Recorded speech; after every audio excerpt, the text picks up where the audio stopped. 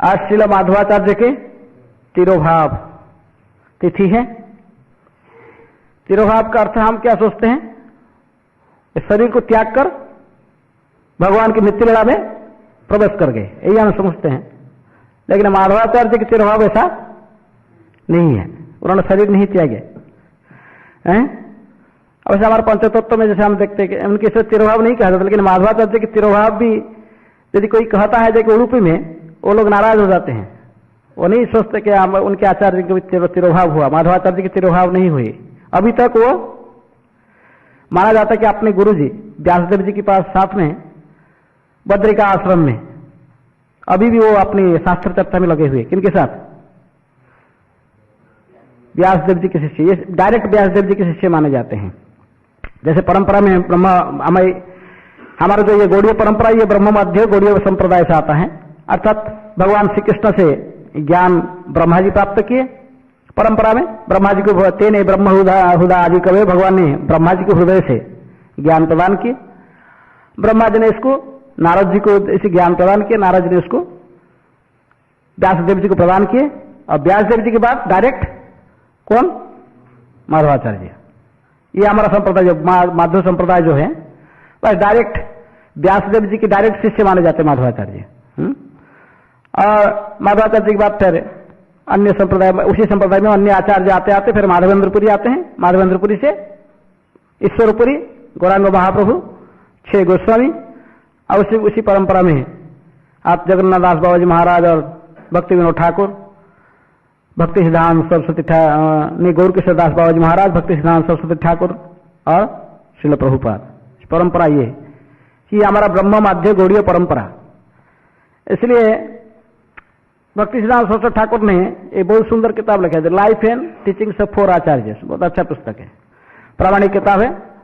इसमें वह पद्म पुराण में कोट करते हैं, संप्रदाय विहीनाय मंत्रस्ते निष्फलामता अतः कलौ भविष्यन्ति 4 संप्रदायिनः श्री ब्रह्मा रुद्र सनक वैष्णव क्षितिपावनः। क्योंकि मंत्र प्रामाणिक परंपरा से ही स्वीकार करके ही इसकी भजन की जाती है, जप किया जाता है, तो इसी से मंत्र की फल प्राप्त होता है। और इसीलिए कलियुग में 4 प्रामाणिक संप्रदाय के माध्यम से भगवान विष्णु की भक्ति का प्रचार होगा। 4 संप्रदाय कौन ना? ब्रह्मा रुद्र सनक, श्री ब्रह्मा रुद्र सनक वैष्णव क्षितिपावना। समग्र पृथ्वी धराधाम को पवित्र करने के लिए ये 4 संप्रदाय की वर्णन पद्म पुराण में की गई है। श्री संप्रदाय, रुद्र संप्रदाय, ब्रह्म संप्रदाय और सनक जो कि कुमार संप्रदाय। 4 कलौ भव्य उत्कले पुरुषोत्तमात्। ये 4 संप्रदाय सभी जाकर एकत्रित होंगे कहां पर? उत्कले पुरुषोत्तमात्, पुरुषोत्तम क्षेत्र से जगन्नाथपुरी में एकत्रित हो जाएंगे। इसलिए चैतन्य चंद्रामृत में कहा गया कि 4 संप्रदाय मिलकर ही गौरांग महाप्रभु के संप्रदाय। कौन सा है? ब्रह्म माध्य संप्रदाय में आए, लेकिन इसको कहते कि गौड़ीय संप्रदाय, गौरांग महाप्रभु। प्रभुधाम सरस्वती ठाकुर अपने चैतन्य चंद्रामृत में लिखते कि अंत में इस कलियुग का जब और थोड़ा समय आएगा 10,000, ये 4 कोई संप्रदाय नहीं रहेगा, एक ही संप्रदाय रहेगा, वो गौरांग महाप्रभु की संप्रदाय। कोई भी मंत्र नहीं रहेगा, एक ही मंत्र रहेगा। कौन सा? हरे कृष्ण कृष्ण कृष्ण हरे हरे, हरे राम राम राम हरे हरे। ये 4 संप्रदाय एकत्रित होंगे जाकर पुरुषोत्तम क्षेत्र जगन्नाथपुरी में। तो एकत्रित करने वाले कौन है? स्वयं गौरांग महाप्रभु हैं। और उन्होंने कई के 4 संप्रदाय कैसे है ना? रामानुजम श्री शिकारजे माधवाचार्य चतुर्मुख श्री विष्णु स्वामी नाम रुद्रैर निम्बादित्य चतुर्सनः। तो ये 4 संप्रदाय के आचार्य ऐसे ही है। श्री संप्रदाय के आचार्य के रूप में रामानुजाचार्य, जिनको लक्ष्मी ने स्वीकार कर लिए, उनको दिव्य ज्ञान देकर अपने शिष्य के रूप में। माधवाचार्य चतुर्मुख, माधवाचार्य ब्रह्मा जी के संप्रदाय को स्वीकार, ब्रह्मा जी ने इनको अपने संप्रदाय में ये ब्रह्मा जी की धारा को स्वीकार किए। कौन? माधवाचार्य। ब्रह्मा जी ने नारद व्यास, फिर माधवाचार्य आ गए। विष्णु स्वामी ने रुद्र संप्रदाय, शंकर जी की जो रुद्र संप्रदाय से ही विष्णु स्वामी आचार्य हैं। निम्बादित्य चतुर्सनः, चारों कुमार ने, जिन्होंने हंसा अवतार से भगवान से भी ज्ञान प्राप्त किए थे, चारों कुमार ने निम्बादित्य के बाद निम्बार्क आचार्य जी को अपने शिष्य रूप में स्वीकार कर लिया। तो इसी प्रकार 4 प्रामाणिक संप्रदाय है। लेकिन ये चारों संप्रदाय में ब्रह्म संप्रदाय को इसलिए श्रेष्ठ माना जाता है क्योंकि इसमें स्वयं भगवान गौरांग महाप्रभु इस संप्रदाय को स्वीकार किया। कौन स्वीकार किया इसको? चैतन्य महाप्रभु इसको स्वीकार किए हैं। स्वयं राधा कृष्ण न है अन्य, दोनों के मिलित, राधा कृष्ण के मिलित तनु व स्वयं भगवान श्री कृष्ण सर्व कारण कारणम, जो गोविंद, उन्होंने स्वयं गौरांग के रूप में आकर माधवाचार्य जी के संप्रदाय को स्वीकार किए। नवदीप महात्मा में नवदीप भाव तरंग में भक्ति विनोद ठाकुर लिखते हैं कि माधवाचार्य ने भी गौरांग महाप्रभु को जाकर मिले थे। कौन सा स्थान पर? महतपुर।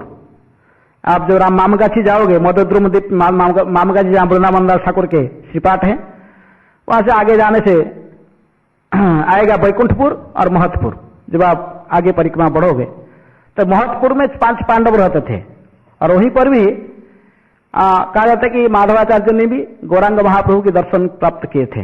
बैकुंठपुर में रामानुजाचार्य दर्शन प्राप्त किए थे महाप्रभु के।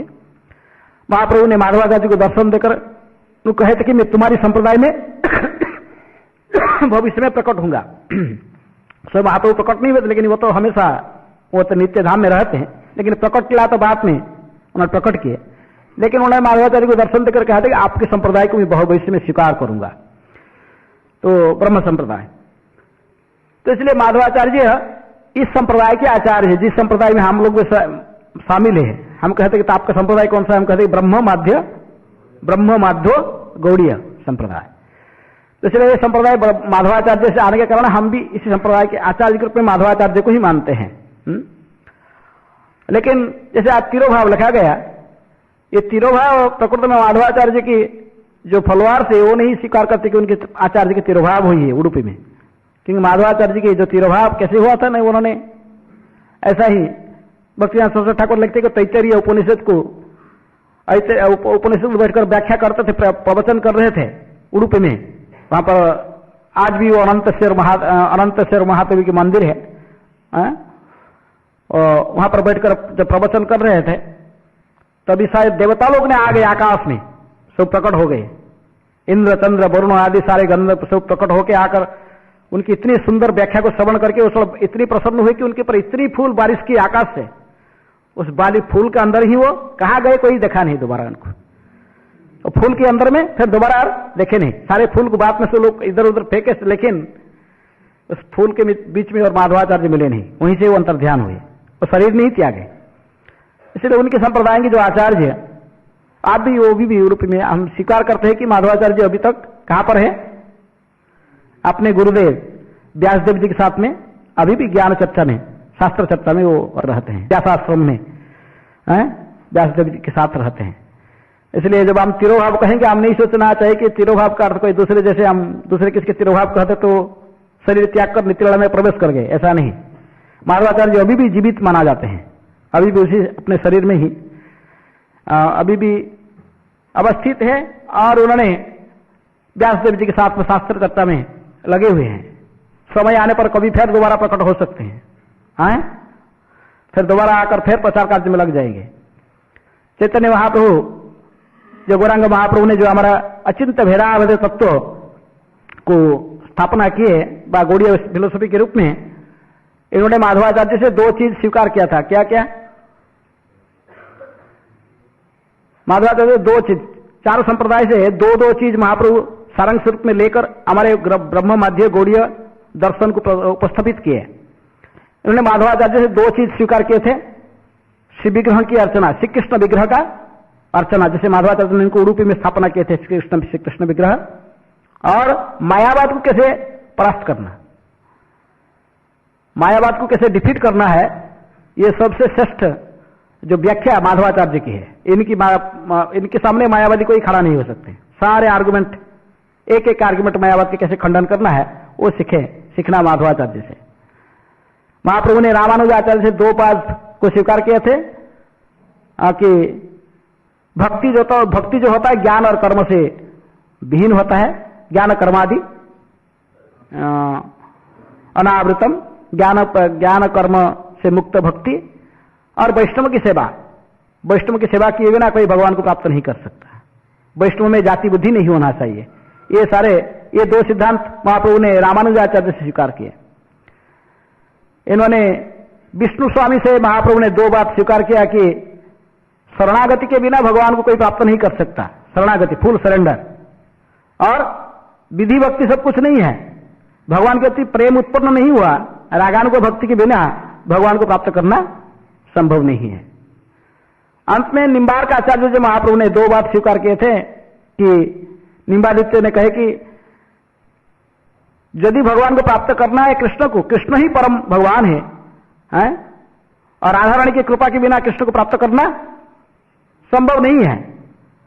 भगवान के जितने भी भक्त हैं सर्वश्रेष्ठ हैं, राधा उनकी सर्वश्रेष्ठ उपासिका आराधिका है, और गोपियों की अनुगत होना पड़ेगा। भगवान को प्राप्त करने के लिए ब्रजवासियों के अनुगत होकर उनको प्राप्त करना पड़ेगा। ये दो सिद्धांत अंत में उन्होंने निम्बार्क में स्वीकार किए थे, निम्बार्क आचार्य से। तो इसलिए माधवाचार्य विशेष रूप में ये प्रतिष्ठित किया कि भगवान के व्यक्ति विशेष है, इसलिए श्री विग्रह की अर्चना को उन्होंने स्थापना किया।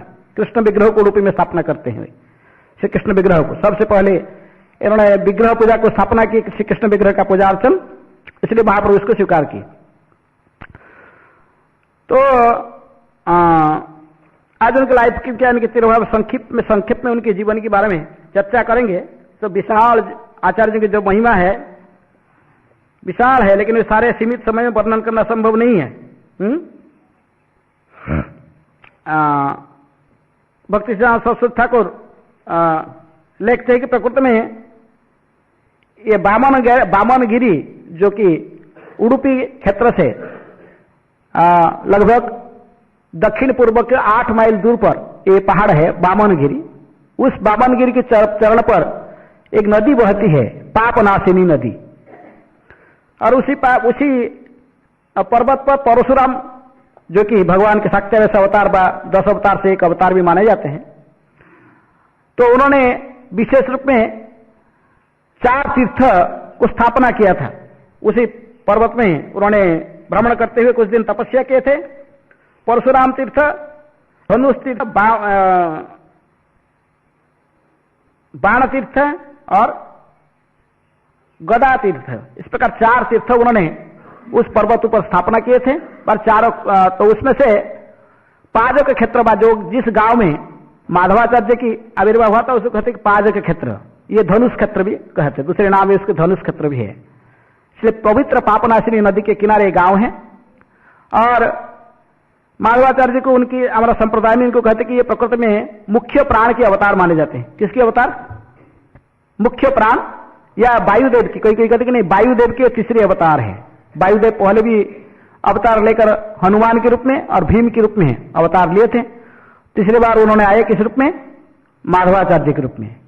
जो संसार में मायावाद के विस्तार होने लगा, सर्वत्र भगवान की पूजन बंद हो गया, शिव विग्रह की अर्चना को सब लोग घृणा करने लगे और निराकार निर्गुण निर्विशेष ज्योति में ही सब ध्यान लगाने लगे, तभी भगवान स्वयं नारायण कहते कि भगवान स्वयं नारायण ने मुख्य प्राण वायुदेव को बुलाकर उन्हें कहे कि आप जाकर अवतार लेकर फिर धर्म को स्थापना करो, कि फिर इसको स्थापना करके पासना जिम्बा भगवान जो एक व्यक्ति विशेष के रूप में किस प्रकार लीलाओं को प्रकट करते अवतार लेते हैं आदि। भगवान की जो लीला नित्य है, भगवान भी नित्य है, ये सबको आप जाकर फिर प्रतिष्ठित करने के लिए भगवान ने इनको भेजे। इसलिए माधवाचार्य ने आकर जो पादक क्षेत्र उसी गांव जो कि उडुपी से 8 माइल दक्षिण पूर्व की दिक पर वो गांव है, वहीं पर उनके पिताजी थे माधव गह भट्ट और माताजी वेदवती। इनको आश्रय करके उन्होंने वहां जन्म लिए।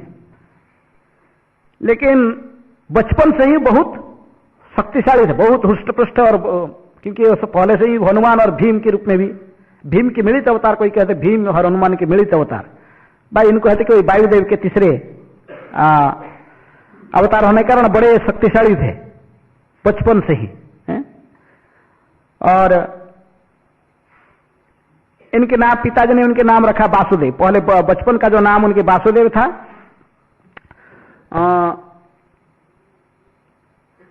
कई इनके जन्म का डेट के बारे में भिन्न भिन्न मत है, 3-4 अलग अलग मतामत देखा जाता है। लेकिन जो ज्यादा से ज्यादा लोग जिसको स्वीकार करते हैं, नारायण पंडित जिन्होंने माधव विजय, श्री माधव विजय किताब लिखे हैं, माधवाचार्य के जीवनी के ऊपर उन्हीं का ही शिष्य थे।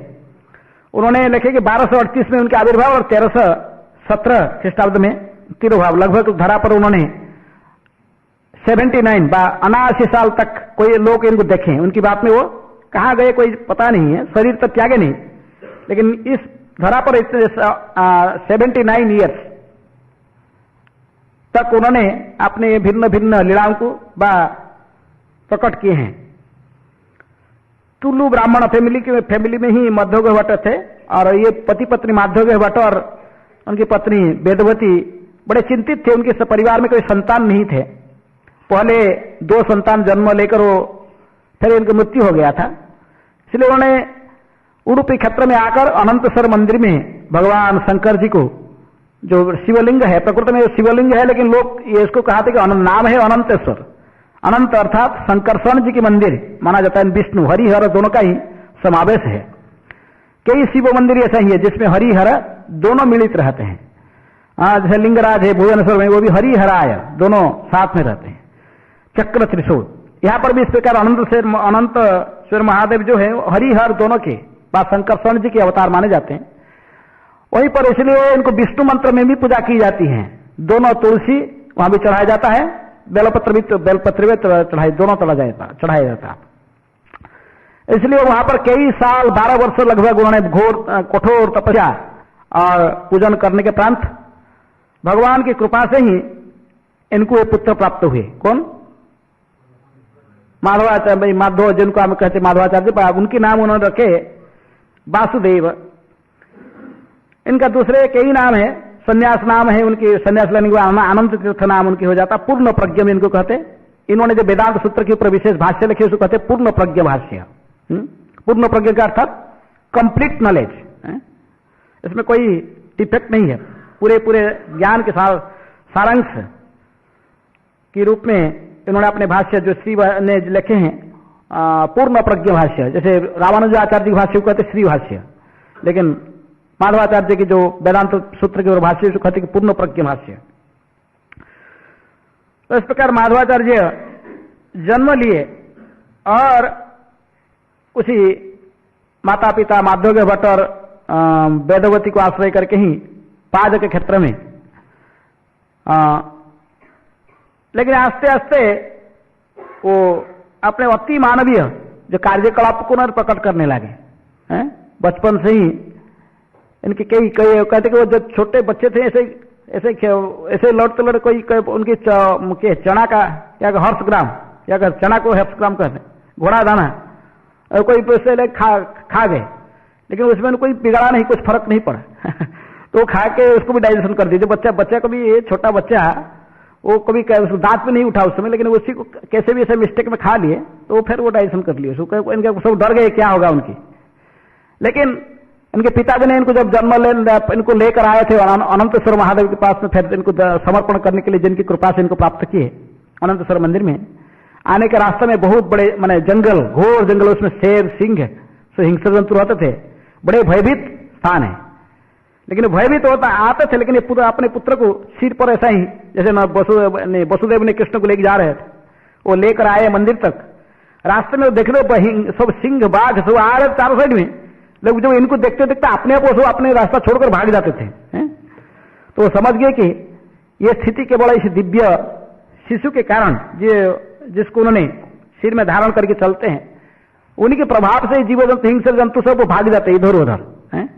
बहुत सुंदर निरापद से उन्होंने मंदिर तक आए और अपने पुत्र को भगवान के चरण में समर्पण किए कि आपकी कृपा से प्राप्त किया है और आप कृपा कीजिए जैसे आपका ही प्रचार ये सारा दुनिया में कर सके।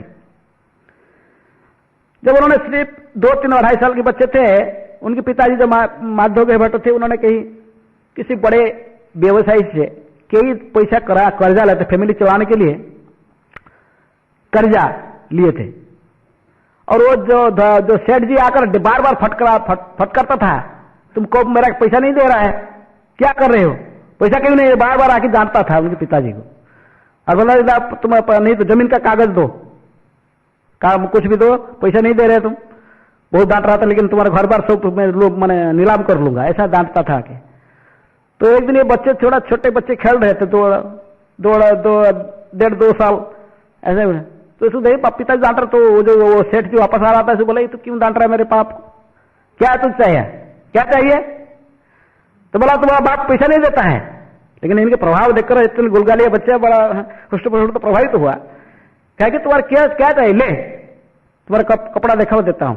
वह इमली का बीज से पड़ा हुआ था, वो हाथ में ले लिया इमली का बीज, बोला ले, और उस कपड़ा में डाल दिए। लेकिन वो केवल बच्चे को देख इतने प्रभावित हो गया तो कुछ बोला नहीं, लेकिन उस कपड़ा लेकर चला गया ऐसे ही। जाकर उसमें देख रहा था तो क्या था, सोने की मोहर था सब, उसका जितना पैसा उसके डबल उसको मिल गया। बात में माधव जी के पिताजी माधव भट्ट बहुत प्रयास करके यही से धन इकट्ठी करके फिर गए उसको कर्जा चुकाने के लिए उसके, तो बोला कर्जा तो तुम्हारा लड़का मुझे दे चुका है। उस दिन आपको डांट के आ रहा था तो वो मुझे फटकारा, बोला दोबारा डांटना नहीं, मेरे पिताजी क्या चाहिए तुझे, ले ले। वो इमली का बीज मेरे कपड़ा में डाल दिया था, आके देख रहा हूं तो कि सोने की मोहर ही था। तो इसलिए बचपन से ये सब माने अति मानव जो अद्भुत घटनाएं उन्होंने प्रकट करने लगे। इनके गांव के पास में जंगल में एक सर्प रहता था, उसके कहते कि वो राक्षस था, द्वापर युग से उसका नाम था मणिमान। उसके 5 ऐसा ही हुड था वो सांप के, और कई सब खा जाता था, कोई बच्चे को खा लेता था, कोई गाय को, कोई जीव जंतु भय से जंगल में नहीं जाते थे। तो लेकिन एक बार माधवाचार्य जी वहां गए, छोटे बच्चे थे 3 साल 4 साल के, उसको मना कर दो जंगल में हो जाए, वो सुने नहीं। लेकिन सांप आया था, खबर के लिए अंगूठा, अपने अंगूठा के उसके सिर को ही दाब के इसको मार दिए, क्योंकि भीम के अवतार है वो, जैसे वो सांप को मार डाले, उस राक्षस को वध कर दिए 3-4 साल उम्र में। खेलने के लिए उन्होंने कभी कभी उस जो विमानगिरी पर्वत का पास में जाते थे, जो कि अपने घर से लगभग 2 किलोमीटर 2 माइल 2-3 किलोमीटर दूर में बच्चों के साथ खेलते थे। कभी कभी उनकी माताजी जब बुलाती थी खाने के लिए, क्या कुछ काम के लिए, तो माताजी व्याकुल हो जाती थी, लादा कहाँ गई, ढूंढती थी कहाँ चले गई, बट मैंने भयभीत हो जाती थी। एक छलांग में वहां पर आके अपने सीधे आकाश में कूद की पड़ते, अपने माँ के सामने कूद के आ जाते थे। देखकर लोग आश्चर्य हो जाते थे, इसलिए क्योंकि पहले से जन्म से ही ज्योतिष भी बताया था कि ये अतिमानवीय बच्चा है, ये कोई साधारण बालक नहीं है। और ये देखकर आश्चर्य होता था कि इतने 2 किलोमीटर 3 किलोमीटर दूर से कैसे एक छलांग में आकर मां के सामने हाजिर हो जाते थे। 1 साल उम्र में उन्होंने अपने बहुत बड़े संत था उन गांव में, वो खेलते खेलते संत उसके शब्द है तो उसका पुच्छ को पकड़ लिए सिंध, तो वो तो पूरा भयभीत भागने लगा संत, और ये पुच्छ पकड़ के खड़े रहे। सिंध वो संत कई जंगल के अंदर पर्वत पहाड़ इतने सारा भागते रहे भय से, और ये पुच्छ को पकड़ के रहे ऐसा ही झूल रहे पुच्छ को और हंस रहे। कई घंटे तक घूमते घूमते माता पिता भयभीत हो गए, लेकिन बाद में फिर वो घूमते घूमते इधर पहुंचा, देखे कि सब लोग उसका पुच्छ को पकड़ के है 1 साल के बच्चे, लेकिन कई वो थक गया, तो 2 भागते भागते बैल थक गया, फिर लाकर पहुंचा, फिर वो आराम से ऐसे निकल, लेकिन कि शरीर में कहीं भी उनके क्षत विक्षत कुछ नहीं हुआ। इस प्रकार कई अद्भुत घटनाएं बचपन से ही उन्होंने प्रमाणित किया कि वो कोई साधारण व्यक्ति नहीं है। उन्होंने अपने नाम के अर्थ स्वयं लिखते, महाभारत जय के उन्होंने जो एक किताब लिखे हैं तात्पर्य महाभारत तात्पर्य निर्णय, तो उन्होंने कहते कि प्रकृति में उनके नाम माध्वाचार्य माधव शब्द का अर्थ किया। कहते मधु का अर्थ हैप्पीनेस, जो सुख। भक्तियान सरस्वती ठाकुर ने इसका अर्थ इस प्रकार लिखे हैं कि मधु का अर्थ जो खुश है, और भो का अर्थ है नॉलेज, इसलिए माधव शब्द का अर्थ है जो ब्लिसफुल नॉलेज, इस प्रकार ज्ञान है जिस ज्ञान के माध्यम से सब समय व्यक्ति आनंद और आनंद में ही रह सकता। वो जिस ज्ञान को माधवाचार्य ने प्रदान किया, उस ज्ञान को प्राप्त करने से व्यक्ति हमें हमेशा दिव्य आनंद व उस नित्य आनंद, आध्यात्मिक आनंद को प्राप्त कर सकता है। इसलिए उनका नाम माधव है। और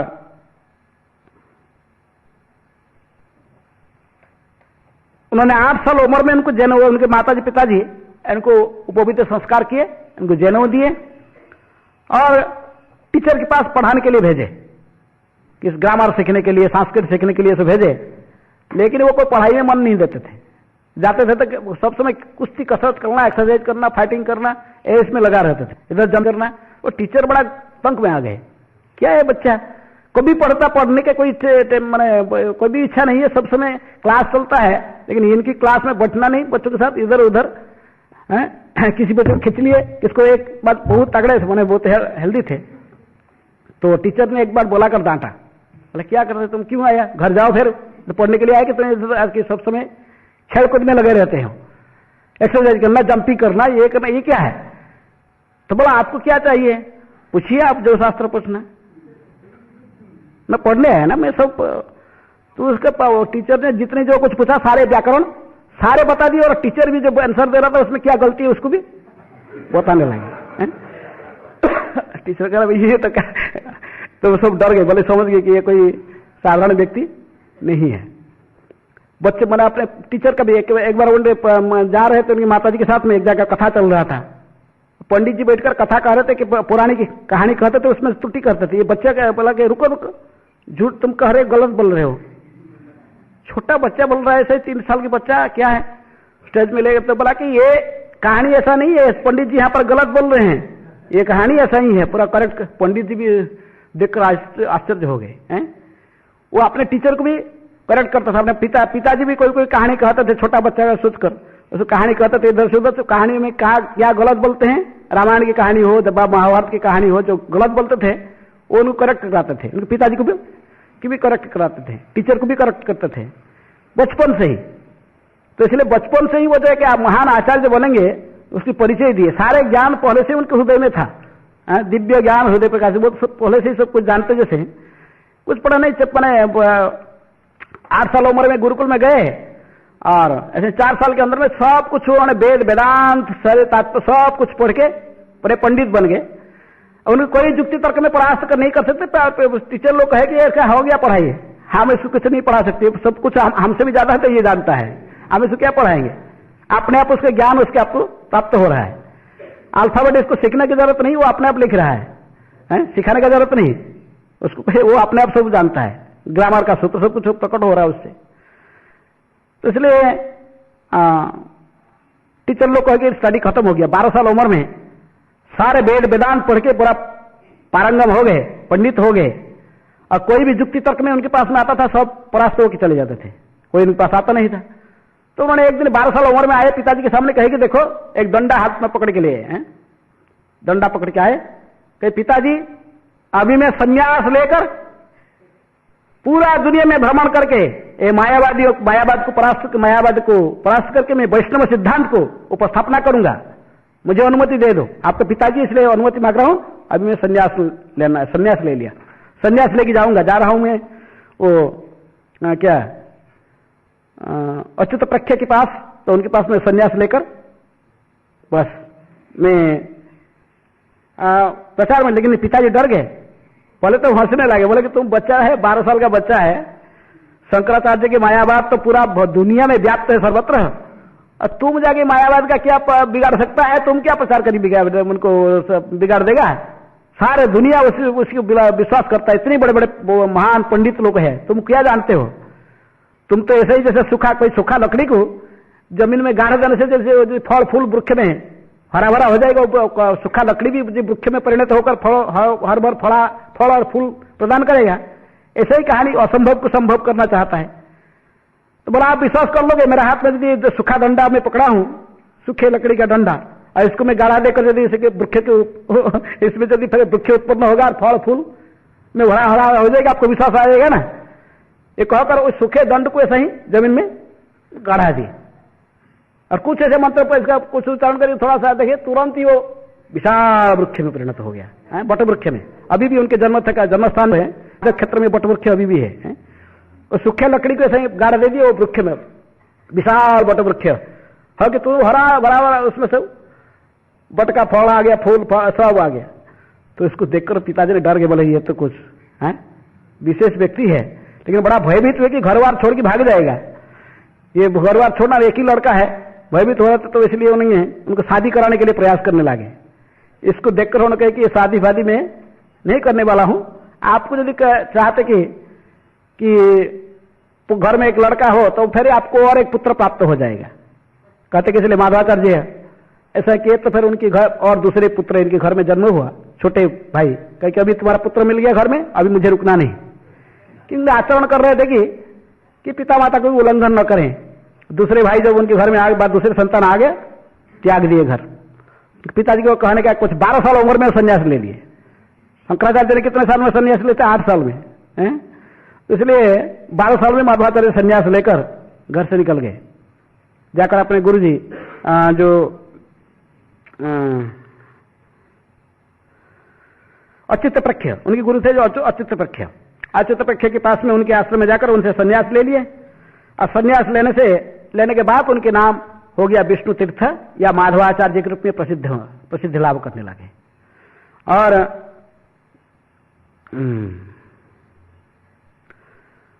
इसके बाद जब उन्होंने अपने गुरुजी के साथ में कई बार अच्युत प्रख्य ने भी इनकी स्कॉलरशिप, इनके ज्ञान को देखकर बड़ा आश्चर्यचकित होते थे। कभी कोई युक्ति तर्क करते थे, गुरु से भी ज्यादा नॉलेज किसके पास में होता था? शिष्य के पास में। लेकिन अच्युत प्रख्य तो ऐसा ही मायावाद सिद्धांत को बाहर से स्वीकार करके रखे थे, लेकिन अंतकरण में वो डेटी विग्रह आदि विग्रहों को सेवा करते थे, वैष्णव भी थे, लेकिन पूरे मायावाद सिद्धांत को भी छोड़े नहीं थे। थोड़ा मायावादी सिद्धांत भी मिलावट था उनके सिद्धांत में। लेकिन माधवाचार्य तो संपूर्ण रूप में मायावाद को उखाड़ कर फेंकना चाहते थे। तो इसलिए अपने गुरुजी के साथ में कई युक्ति तर्क होता था, लेकिन अंत में उन्होंने कहा कि मैं गुरुजी ठीक है, कुछ समय तक मैं प्रचार में भी जाना चाहता हूं। गुरुजी ने उनका आदेश दिया, तब उन्होंने बाहर निकले प्रचार में। अपने सिद्धांत को, जो कुछ सिद्धांत उन्होंने स्थापना करना चाहते थे दैत्यवाद, तो उन्होंने कई बड़े बड़े तार्किकों को, जो तो उस समय भारत में बड़े प्रसिद्धि लाभ किए थे, वासुदेव और एक मायावादी जैसे ही बादी सिंह, बुद्धि सागर, और उस समय के जो शंकराचार्य थे, श्रृंगेरी मठ के शंकराचार्य थे, ये सभी उनके साथ में युक्ति तर्क आर्गुमेंट करने के लिए आए, लेकिन सभी उनसे युक्ति तर्क परास्त होकर वापस जाते थे। तो आस्ते आस्ते इनकी ख्याति बढ़ने लगा। किनके? माधवाचार्य की ख्याति बढ़ने लगा। मायावादी लोगों ने बहुत डर गए, बोले कि ये व्यक्ति को कैसे भी कुछ करना पड़ेगा, नहीं तो ये सारा हमारा मायावाद को उखाड़ के फेंक देगा हम सब है। उस समय सारा संसार में शंकराचार्य की बड़ा प्रसिद्धि था। जनरल पब्लिक शंकराचार्य को बड़े भगवान शंकर के अवतार जानते थे, इसलिए बहुत सम्मान करते थे। लेकिन माधवाचार्य आकर इनको सब उखाड़ने लगे, इनके सब मैंने ख्याति को बिगाड़ने लगे। तो इसलिए उन्होंने प्लान बनाया, इनका जो ग्रंथ है इनको सब क्या करेंगे, इनको सब जल कैसे भी जिस शास्त्र पढ़े के सब पकड़ के वैष्णव सिद्धांत स्थापना करते हैं, इनको स्टीलिंग का उनसे छीन लेना, चोरा कर ले लेंगे और इसको जला देंगे, नष्ट कर देंगे। बस गए, वो कहां से आर्गुमेंट बोलेगा इतना। एक बार ऐसा ही किए, उन्होंने सब छीन छान के ले गए, उन्हें रात्रि में चोरी करके सब ग्रंथ ले गए। लेकिन बाद में उसे वहां पर लोकल जो राजा थे, तो उन्होंने बड़े दुख, मैंने माधवाचार्य ने जब भगवान फिर स्मरण किए, तो एक राजा ने ये मायावादियों से फिर उनको अपने सैनिकों को बैठाकर इनको सब ग्रंथ को उद्धार करके फिर माधवाचार्य को वापस दे दी थी।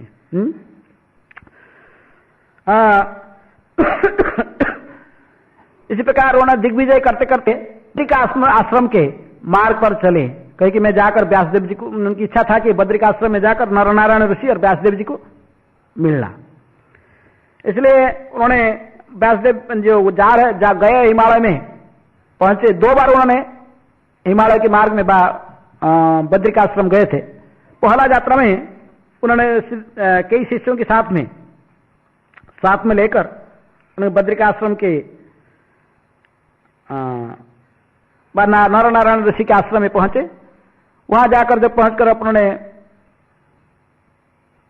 पवित्र उधर पर जाकर बहुत तपस्या करने लगे। वहां जो मंदा के जैसे अभी भी पहला अलकानंदा बहती है, उन्होंने वो तप्त कुंड में स्नान नहीं करते थे, गर्म पानी के कुंड में। उन्होंने प्रत्येक दिन नियमित जाकर वो श्री अलकानंद में स्नान करके ही कठोर तपस्या करने लगे। प्रत्येक दिन वेदों की चर्चा, शास्त्रों की चर्चा शिष्यों के साथ में करते थे। लेकिन एक दिन उन्होंने हठात देखे कि सभी शिष्यों के साथ में बैठकर प्रवचन कर रहे थे, एक विशेष ज्योति स्वरूप कुछ ऐसे आकाश में आकर उनके मुख में प्रवेश कर गया। तभी उन्होंने थोड़ा सा समाधि से जैसे उनको हुआ शरीर में। कुछ समय के बाद में माधवाचार्य जब वो देखते उठते हैं तो वो देखते कि वो किसी नया स्थान पर है। अर्थात व्यासदेव जी ने इनको अपने नित्य जो ऊपर बद्री, जहां पर ये चर्मचक्की में व्यासदेव जी का आश्रम अभी भी है, लेकिन हम इसको देख नहीं सकते। तो माधवाचार्य जी को कृपा करके व्यासदेव जी ने अपने आश्रम में ले गए और वहां पर जाकर उन्होंने व्यासदेव जी के साथ साक्षात्कार करके ही वह कहा, भगवत गीता के ऊपर उन्होंने स्वयं टीका लिखे। कौन? माधवाचार्य टीका लिखे थे, उनको दिखाया, उसमें सिग्नेचर किया व्यासदेव जी ने। व्यासदेव जी ने इनको अपने डायरेक्ट शिष्य के रूप में स्वीकार किया। किनको? माधवाचार्य जी को। और अपने आसन माने जितने बड़े बड़े मुनि ऋषि सब व्यासदेव के साथ में बैठे हुए थे, हैं व्यासदेव जी के जो सब शिष्य थे, मैत्रेय मुनि आदि सब जितने सब बड़े बड़े शिष्य, सबके सामने साथ में इनको भी बैठने के लिए बहुत सुंदर आसन दिया गया। किनको? माधवाचार्य जी को। इसलिए माधवाचार्य जी को तब से व्यासदेव जी को प्रसन्न करके उनके शिष्य, डायरेक्ट शिष्य बनने के कारण ये संप्रदाय उन्हीं से माधवाचार्य मैंने व्यासदेव जी के डायरेक्ट शिष्य के रूप में फिर माधवाचार्य माने जाते। यदि वो अच्युत प्रज्ञ से तथा कथित गुरु लौकिक दृष्टि से दीक्षा लिए थे, लेकिन वो मायावाद संस्कार में थे, इसलिए हम अच्युत प्रज्ञ को परंपरा में नहीं लाते हैं। डायरेक्ट व्यासदेव से माधवाचार्य शिष्य ने व्यासदेव के शिष्य रूप में माने जाते हैं। वापस आने के टाइम में उन्होंने कई मायावादियों को परास्त किया। शोभन भट्ट, स्वामी शास्त्री, कोई ये सब प्रसिद्ध मायावादी प्रचारक थे और उनकी ख्याति पूरा भारत में व्याप्त था। ये सब मायावादियों को मार्ग पर परास्त करते हुए युक्ति तर्क शास्त्र अर्थ में फिर उडुपी में वापस आए। उडुपी में वापस आने के बाद इनकी एक विशेष घटना, किस प्रकार उन्होंने उडुपी कृष्ण को स्थापना की है। उडुपी में जो कृष्ण विग्रह है, प्रसिद्ध विग्रह है शिव की, जैसे महाप्रभु ने एक उनसे स्वीकार किया कि विग्रहों को पूजन करना, तो उन्होंने समुद्र किनारे में जाकर, उडुपी में कुछ दूरी पर समुद्र है, 2-3 किलोमीटर दूर में, वहां जाकर समुद्र किनारे में बैठकर अपने स्नान करने जाते थे। वहां बैठकर कुछ अपने ध्यान करते, कुछ भगवान के नाम जप करते थे। तो देख रहे थे कि दूरी में एक जहाज फंस गया। किसमें? समुद्र की बालू में फंसा हुआ है, निकाल नहीं पा रहा है। कितनी भी प्रयास करके वो जहाज वाला जो मालिक है कि इसको माने जहाज को निकाल नहीं पा रहा। तभी माधवाचार्य को थोड़ा दया हुआ, उन्होंने वहीं बैठकर किनारे पर कुछ ऐसा ही इंगित किया, ऐसा ही जहाज को निकाले, कुछ ऐसे मंत्र ऐसे हाथ के इंगित करते ही है वो जहाज अपने आप निकल गया, केवल इनकी इंगित से, ऐसा कुछ है। क्योंकि कुछ जैसे कोई जादू कोई जानता है, ऐसा हाथ घुमा बस निकल गया। तो वो मालिक बड़ा प्रसन्न हो गया, आया उनके पास में, कहा कि आप तो हजारों लोग इसको धक्का लगा के नहीं निकाल पाते। कोई कोई जगह में लगा थे, माधवाचार्य स्वयं जाकर हाथ में, एक ही हाथ में धक्का लगा के लेफ्ट हाथ में निकाल दिया इसको। बोले सब हटो, हजारों लोग को जहाज को निकाल नहीं पाते, फंस गया था। लेकिन ये गए अकेले ही, सबको हटा दिया और अकेले ही धक्का मार के निकाल दिए। लेकिन भक्ति सिद्धांत सरस्वती ठाकुर लगते कि नहीं, वो वहीं पर किनारे पर बैठकर ऐसे कुछ हाथ ऐसे घुमा, ऐसे कुछ अभिनय किए जैसे जहाज अपने आप निकाल गए। तो मालिक बड़ा खुश होकर आकर कुछ देना चाहता था, कुछ भेंट। तो कहना क्या भेंट करें बाबा, मैं तो बाबा हूं, चलो तुम्हारे जहाज में क्या है, कई प्रकार सामान था, वो उसमें गोपी चंदन भी था, कहे वो गोपी चंदन दे दो। तो बहुत बड़ा गोपी चंदन के ढेर उन्होंने उठा के दिया, एक बहुत बड़ा था। माधवाचार्य उसको लेके जब उनके घर तक लेके आए तो वो अपने आप वो फट गया। उसके बीच में क्या निकले? भगवान श्री कृष्ण के विग्रह, बहुत सुंदर विग्रह निकले, जो कि आज उडुपी में स्थापित की गई है माधवाचार्य के द्वारा। कहा जाता है कि ये जो विग्रह को 30 लोग उठा के नहीं ले आ पाते थे, माधवाचार्य ने आसाम से अपने कान में अकेले ही रख कर ले आए हैं। वहां जब मिला इनको चंदन, तो उनको बोले कि विग्रह इसको लेके चलो। 30 लोग इसको उठा को अपने लाने में समर्थ नहीं होता, लेकिन माधवाचार्य अकेले अपने कान में रखे और आ गए। और जो गोपी चंदन के बीच में विग्रह, कृष्ण विग्रह मिले, तो उनको पास में वो तालाब, आज भी उडुपी मंदिर के पास में तालाब है, बहुत बड़ा है, पवित्र तीर्थ स्थान तीर्थ जल माना जाता है। उसी जल में विग्रहों को पूरा स्नान करके, स्वयं स्नान करा करो, पूरे चंदन को, गोपी चंदन को इनके शरीर से निकाल के इनको फिर माधवाचार्य ने उस विग्रह, श्री कृष्ण विग्रह की स्थापना करके 8 ब्रह्मचारी शिष्य उनके थे, उनको संन्यास दिए और उनको पूजा सेवा का अधिकार दे दिए हैं। तो इनमें से 8 सन्यासी जो ब्रह्मचारी, जो उनके ही ब्रह्मचारी शिष्य थे, उनमें चुनकर 8 को सन्यास दिए।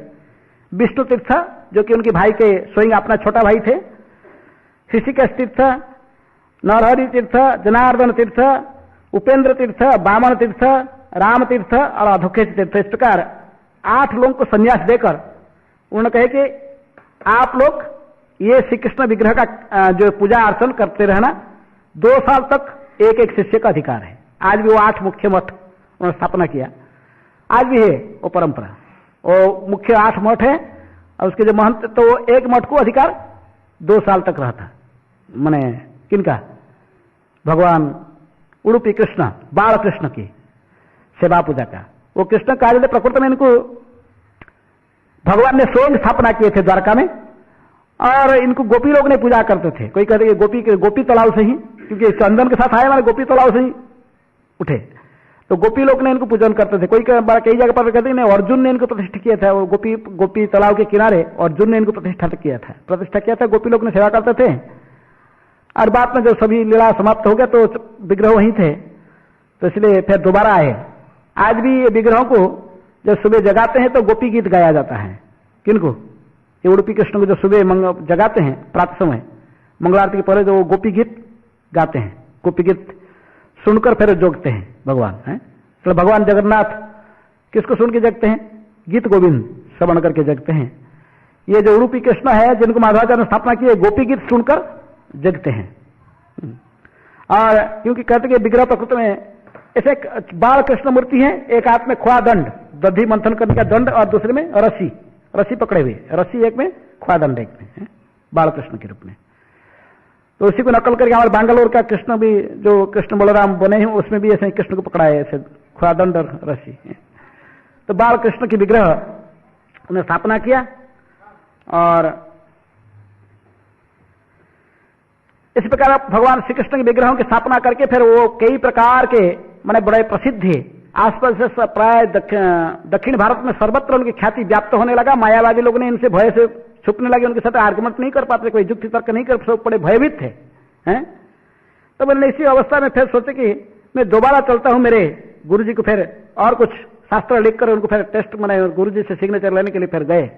बहुत किताब लिखकर जा रहे थे। दूसरी बार जो जा रहे थे बद्रिका टोर में, तो उन्होंने अपने छोटा भाई को भी साथ में लेके गए थे, व्यास तीर्थ, जो विष्णु तीर्थ जो कि छोटे भाई थे, और उनसे ही संन्यास लिए थे। रास्ते में जब महाराष्ट्र के बीच में आया तो एक महाराष्ट्र के जो वहां लोकल राजा था, वो एक तालाब खुदाई कर रहा था। क्या करता था, जो लोग आते थे, जो भी रास्ते में जाते थे, कुछ फोर्सफुली बोलता था खुदाई करो, कार्य में लगाता था तालाब खुदाई करने में। तो माधवाचार्य जी गए तो इनका अपने फॉलोअर्स से इनको भी बोला कि यहाँ काम करना पड़ेगा, पब्लिक सबके लिए तालाब खुदाई किया जा रहा है, जो भी मार्ग पर जाएगा यहाँ पर कुछ दिन रह के माटी खुदाई करेगा इधर। तो माधवाचार्य ने देखे कि बोले कि हमको तो कैसे खुदाई करना आता नहीं है, तो आप थोड़ा दिखाओ। तो राजा ने स्वयं दिखाने लगा, ऐसा ही मैजिक जैसे हो गया कि वो इसको बंद नहीं कर पाया, वो खुदाई करते रहा, बस निकल गए। और कोई जगह पर कहा था कि थोड़े दिन ये लोग इनका फॉलोअर्स करते थे, लेकिन बाद में माधवाचार्य ने उसको राजा को बुलाकर फिर राजा को ये काम में लगा कर फिर ये लोग भग के आके। तो जो भी है, मेरे पास में से कोई दैवी शक्ति था तो राजा को लगा दिए, जो बोल रहा था कि इनको खुदाई कर लगाना, तो राजा को खुदाई करते रहा, ये भाग गए। तो रास्ते में जाते जाते और एक मुसलमान के राज्य आया, हिंदू राज्य था, तो बीच में एक नदी के दूसरे साइड में मुसलमान के राज्य था। हिंदू राजा और मुस्लिम राजा में बहुत संघर्ष चलता था, फाइटिंग चलता था। इसलिए कोई इस नदी को क्रॉस करके दूसरे साइड में जाता था, मुसलमान लोग उसको मार डालते थे। भय से कोई मुसलमान मैंने इस साइड से दूसरे साइड जाता नहीं था, लेकिन माधवाचार्य उसे क्या नहीं किए, बोले शिष्य के साथ में चले क्रॉस करके, नदी को क्रॉस करके दूसरे साइड गए तो मुसलमान सब आ गए घेरने, उसको घेरने मैंने आके कुछ इधर उधर बोलने लगे, तो वो सीधे राजा के पास में गए। माधवाचार्य राजा के पास में जाकर इनके अद्भुत शक्ति, सामर्थ्य और उनके रूप सौंदर्य देखकर, और इतने सुंदर उसको बोले कि मेरा उद्देश्य क्या है, किस लिए मैं दिग्विजय मन चल रहा हूं, मैं कोई तुम्हारा राज्य में धन लूटने नहीं आया हूं। तो इनको इसने आध्यात्मिक दृष्टि से इतने सुंदर प्रवचन दिए, वो मुस्लिम जो बादशाह था वो भी प्रभावित हो गया। वो कहा कि महाराज अभी आप कहीं मत जाइए, मेरे राज्य में रहिए, मैं राज्य का आधा आपको दे देता हूं। लेकिन माधवाचार्य उसके दान स्वीकार नहीं किए, लेकिन आगे चल दिए। मैंने इतनी प्रभावशाली थे कि मुसलमान को भी प्रभावित करते थे, कितने मुश्किल थे व्यक्ति को भी। से आगे चलते चलते कई डकायत लोग भी रास्ते में इनको अटैक किया, वो अकेले ही, वो 20-25 डकायत को अकेले ही भगा दिए।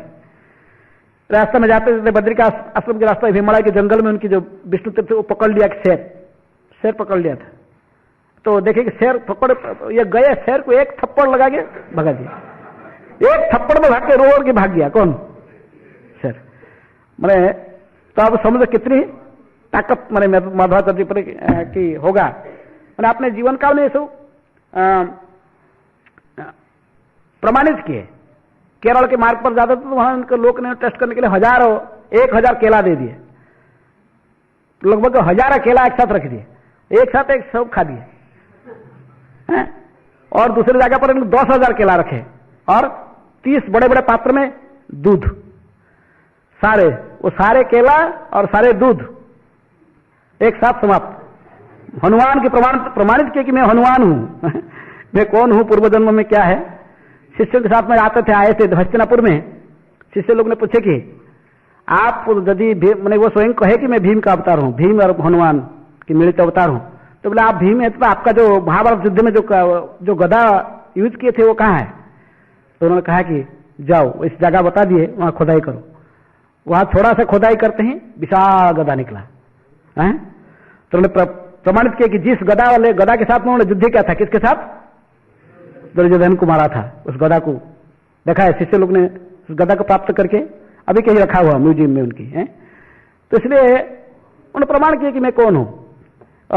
लेकिन केवल भगवान के निर्देशन में ही उन्होंने अवतीर्ण होकर इस को प्रकट किए। दोबारा उन्हें व्यासदेव जी को जो मिले, व्यासदेव ने उनको 8 शालग्राम दिए, शालग्राम शिला उनसे प्राप्त किए। महाभारत की तात्पर्य निर्णय जो ग्रंथ को व्यासदेव को देखिए, बड़े बड़े प्रश्न कर अपने अनुमोदन के रूप में उसके सिग्नेचर किए। आस्ते रास्ते में आस्ते फिर पद्म तीर्थ, पुंडरीकाक्षपुरी, कई मायावादी लोग ने उनके साथ में झगड़ने आ गए, लेकिन सबको युक्ति तर्क का आर्गुमेंट से परास्त किए। विशेष रूप में एक व्यक्ति था त्रिविक्रम आचार्य, जो कि मायावादियों में तत्कालीन मायावादी संप्रदाय में सर्वश्रेष्ठ लीडर माना जाता था। तो उनको भी युक्ति तर्क में एक महीने तक दिल्ली डिबेट होते रहा माधवाचार्य से। अंत में वो परास्त होकर फिर माधवाचार्य के चरण में शिष्यत्व स्वीकार किया है। तो माधवाचार्य उसको दीक्षा देकर उसके नाम रखे नारायण आचार्य, जिन्होंने बाद में माधवाचार्य की जीवन के ऊपर किताब लिखा है, माधव विजय। देखें, ये त्रिविक्रमाचार्य जो बहुत बड़े मायावादी लीडर थे, तो उन्होंने भी बाद में उनके शिष्य बन गए।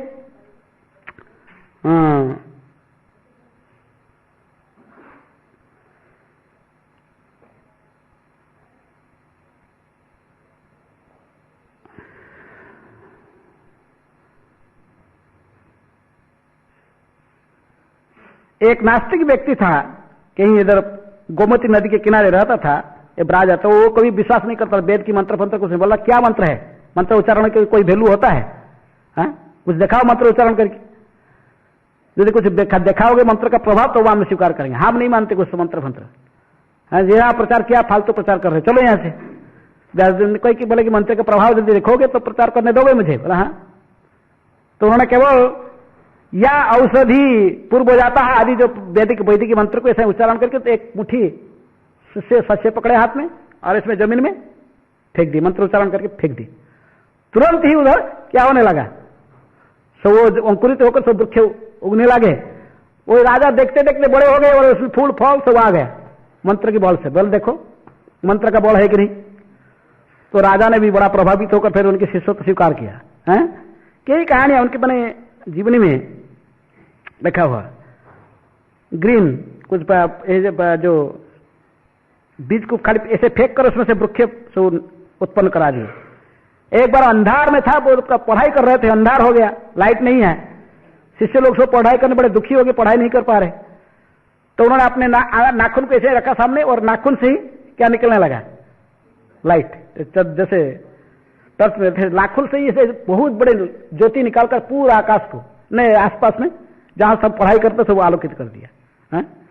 सो मैजिशियन जैसे लेकिन ये सब सत्य घटना है, कोई झूठा नहीं कि हम कोई ऐसे लिखा है, लेकिन ये जीवन में ऐसे ही उन्होंने देखा है। नाखून से ही ऐसे आलोक को प्रकट किया। एक जगह पर जा रहे थे कि नदी का बाढ़ का पानी भर रहा था गांव में, बहुत बड़ा, उसको बंद करने के लिए वो लोग बहुत बड़ा पत्थर उठाकर डालना चाहते थे, जो कि कम से कम 100 आदमी उठा नहीं सकते पत्थर को, लेकिन सब प्रयास कर रहे थे। बोले क्या करा, क्या चाहिए, मैं आप कुछ मदद कर सकता हूं? नहीं, पत्थर को उठा के यहाँ डालना है। बहुत आसान से एक हाथ में उठाया पत्थर को, लाकर वहां डाल दिए, वहां जाके रख दिए। कहते कि आज भी वो पत्थर को लोग देखने जाते हैं। इसको कहते कि भीमन कुल्लू परिचय देख मैं भीम हूं। जैसे वहां पर भीम पुल है ना, उधर देखोगे जो कहां, जहां जाओगे सरस्वती नदी जहां पर निकालती है, भीम पुल है उधर, बद्रिकाश्रम पास में जाते लोग, वहां एक पत्थर को पुल बना दिया भीम नदी के ऊपर। तो इस प्रकार ये भी दक्षिण भारत में ऐसे एक जगह है जहां पर माधवाचार्य ने एक पत्थर उठाकर पूरा बंद कर दिए रास्ता को, माने पानी का जो बाढ़ का आता था पानी बंद कर दिया। पत्थर आज भी वहां पर है। एक बार बारिश नहीं हो रहा था, कई लोग से मैंने तालाब फला सूख गया, गाय को पानी फानी मिलता नहीं था, लोग बड़ा हाहाकार होने लगे।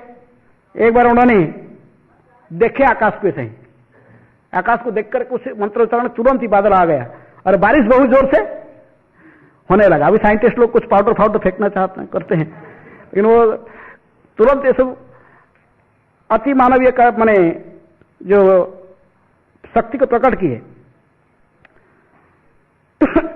थोड़े से प्रसाद उन्होंने लेंगे, आप हजारों लोग ऐसे बैठे हुए खाने के लिए लाइन में, एक ही बकेट प्रसाद लेकर और सभी को खिला देंगे, पूरे पेट भरा, आपका पेट खाली नहीं रहेगा। वो सर्विस करते रहेंगे, वो खत्म नहीं होगा, बकेट फुल रहता है। इस अद्भुत जो इनके चरित्र में अति मानवीय गुण है। और वो एकले तो कम से कम 30-35 लोग का एकले खा सकते थे। जैसे कहा कि ये तो हजारों केला और लगभग 30 पात्र में मिल्क, माने 30 लीटर से ज्यादा, 40-50 लीटर दूध और एक मैंने हजारों केला एक साथ खा सकते हैं।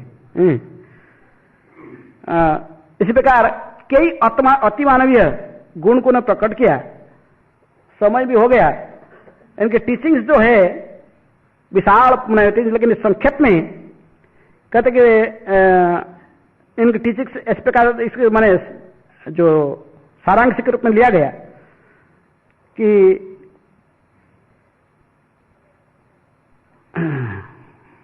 भक्तिनाथ सरस्वती ठाकुर ने कहते कि श्रीमान माधव मते हरि परतर सत्यम जगत तत्वतः, हरि परतर अर्थात भगवान हरि जो सुप्रीम एब्सोल्यूट ट्रूथ, भगवान एक व्यक्ति है, व्यक्ति विशेष है, और supreme personality of God head है, ये व्यक्ति विशेष है जो सुप्रीम ट्रूथ। और विष्णु ही समस्त ज्ञान के उत्स है और वही पूजनीय है। कौन? भगवान विष्णु। ये भौतिक जगत जो है ये रियल है, ये मायावाद कहते कि झूठ है, जगत मिथ्या। माधवाचार्य इसको खंडन किए, जगत मिथ्या नहीं है, ये सत्य है, सत्य से परम सत्य से जो उद्भूत हुआ वो भी सत्य है। तो इसलिए मेटेरियल वर्ल्ड इज रियल। दो, माधवाचार्य का फोटो देखोगे हमेशा दो ऐसा हाथ देखा है, अर्थात एक नहीं, मायावादी कहते कि एक ही है, आत्मा परमात्मा एक सेम हो, सबसे कहते नहीं दो, जीवात्मा और परमात्मा दोनों भेद है। Living entities are separate from lord Vishnu, दोनों लिविंग एंटिटी और भगवान दोनों सेपरेट है। और कहे living entities are eternal servant of Vishnu, जो लिविंग एंटिटी है जीव है, भगवान विष्णु की ही नित्य दास है, जीव स्वरूप है कृष्ण नित्य दास, ये माधवाचार्य ने प्रतिष्ठित किया। दो तो प्रकार के जीव संसार में दिखाई पड़ते, समग्र सृष्टि में दिखाई पड़ते हैं, एक है नित्य, एक है मुक्त जीव और दूसरे बद्ध जीव। और निवारसन का अर्थ है भगवान श्री कृष्ण के चरणारविंद में सेवा प्राप्त करना, बा सेवा करना। निर्विशेष मुक्ति को उन्होंने खंडन किया, कहे कि नहीं, वैष्णव सिद्धांत में इसको हम स्वीकार नहीं करते। किसको? सायुज्य मुक्ति को खंडन किए, कहे कि मुक्ति का अर्थ वैष्णव सिद्धांत में है कि भगवान के चरण में दासत्व को प्राप्त करना, उनकी सेवा करना। एक बद्ध जीव कैसे संसार से मुक्त हो सकता है? न केवल भगवान हरि और भगवान विष्णु की ही चरणारविंद को सेवा करके ही, नवधा भक्ति को स्वीकार करके, उनके चरण सेवा करके ही, श्रवणम कीर्तनम विष्णु स्मरण, नवधा भक्ति को स्वीकार करके सेवा करके ही वो मुक्त हो, जन्म मुक्ति संसार से मुक्त हो सकता है। और प्रत्यक्ष प्रमाण, अनुमान प्रमाण तथा शब्द प्रमाण, ये तीनों ही प्रमाण का उत्स है। इनमें से शब्द प्रमाण ही श्रेष्ठ है। इसी प्रकार माधवाचार्य ने ये वैष्णव सिद्धांत को प्रतिष्ठित किया और जिस सिद्धांत के माध्यम से मायावाद को संपूर्ण रूप में खंडन किया जा सकता है, इसलिए चैतन्य महाप्रभु ने इनके सिद्धांत को स्वीकार किया। संक्षेप में यहां पर भक्तिवेदांत सरस्वती ठाकुर लिखे कि श्रीमन माध्यमते हरि परतरः सत्यम जगत तत्वतः भिन्ना जीवगणा हरेर अनुचरा नीच उच्च भावम गतः मुक्तिर नैज सुखानुभूतिर अमला भक्ति च तत् साधनम ही आख्यादि अखिल आमनाय एक वेद्य हरि। सा ज्ञान की जो यही लक्ष्य है कि भगवान हरि को समझना। लेकिन इनके जो लक्ष्य है कि माधवाचार्य के सिद्धांत में मुक्ति प्राप्त करना। साजुज्य को छोड़कर दूसरा जो दूसरी मूर्ति है कौन सा? सारूप्य, सामीप्य, सालोक्य, षष्ठी, 4 प्रकार की मुक्ति प्राप्त करना इनके अंतिम लक्ष्य है।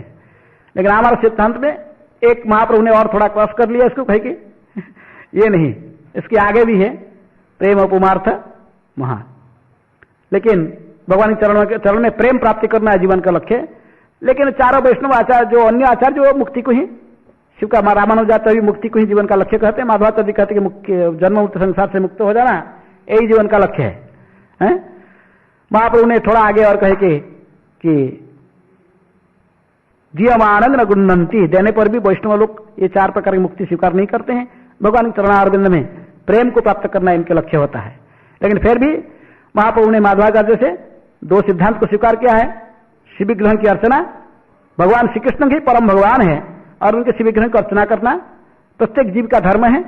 और दूसरा मायावाद को कैसे परास्त करना, ये सारे सिद्धांत जो जीव, जो चैतन्य महाप्रभु ने सनातन गोस्वामी को शिक्षा दी है, ये सारे माधव सिद्धांत का है। माधवाचार्य के सिद्धांत के आधार पर जीव नित्य दास है, भगवान के नित्य सेवक है। इसी प्रकार माधवाचार्य हमारा संप्रदाय के, ब्रह्म संप्रदाय के आचार्य माने जाते हैं। और इनकी डिटेल चर्चा करना तो बहुत कई दिनों तक चलते रहेगा, लेकिन संक्षेप में इनके बारे में कहा गया। और ये चारों आचार्य में से बहुत शक्तिशाली थे, फिजिकल स्ट्रेंथ और मेंटली भी। और काल फिर दूसरे आचार्य के तिरुभाव है कौन? रामानुजाचार्य। माधवाचार्य इसलिए मुख्य प्राण वायुदेव के ही अवतार माने जाते हैं, जो कि पहले उन्होंने भी हनुमान और भीम के रूप में अवतरित हुए थे, भगवान की लड़ाई में भाग लिए थे। और इस कलयुग में उन्होंने इसी रूप में माधवाचार्य के रूप में आए, ये माना जाता है। और उन्होंने शरीर नहीं त्यागा। ये जैसे आज के ये बसंत पंचमी के बाद, ये आज के कौन सा नवमी तिथि में सर मैंने अंतर्ध्यान हुए, केवल अंतर्ध्यान हुए माघ शुक्ल नवमी तिथि में। केवल आवन लोकलोचन में उनके शरीर केवल को शरीर को छुपा लिए बस, लेकिन अभी तक वो जीवित है कि उनके शरीर नहीं त्यागे, इसलिए उनकी समाधि नहीं है। जैसे अन्य आचार्य की समाधि है, रामानुजाचार्य की समाधि है श्रीरंगम में, तो इनकी समाधि नहीं है। किनकी? माधवाचार्य की। इन्होंने इनके संप्रदाय के इसलिए फॉलोअर्स अभी तक मानते हैं कि उन्होंने अभी तक जीवित है, उसी शरीर में है और अपने गुरु जी के साथ में। चर्चा भक्तिवेदांत सरस्वती ठाकुर ने लिखे कि प्रकृति में ये वैवस्वत मनंतर के अंत तक ये सही छुपे रहेंगे।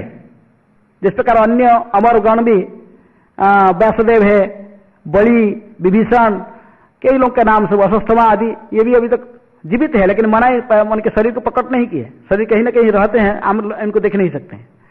तो उसी प्रकार ये माधवाचार्य भी भक्तिवेदांत सरस्वती ठाकुर अपने जो किताब लिखे कमेंट्री लिखते कि वो अभी तक वो वैवस्वत मनंतर के अंत तक ऐसा ही वो रहेंगे। उसकी बात में फिर प्रचार में आ सकते हैं, वह अन्य किसी लड़ाई में, भगवान की लड़ाई में फिर भाग लेंगे। ठीक है। श्रील माधवाचार्य की, श्रील माधवाचार्य तिरुभाव तिथि, तिरुभाव कैसे कहेंगे भाई? श्री माधवाचार्य की जय। तिरुभाव नहीं हुआ अभी तक, तो वो है, शरीर नहीं त्यागे। हरे कृष्ण।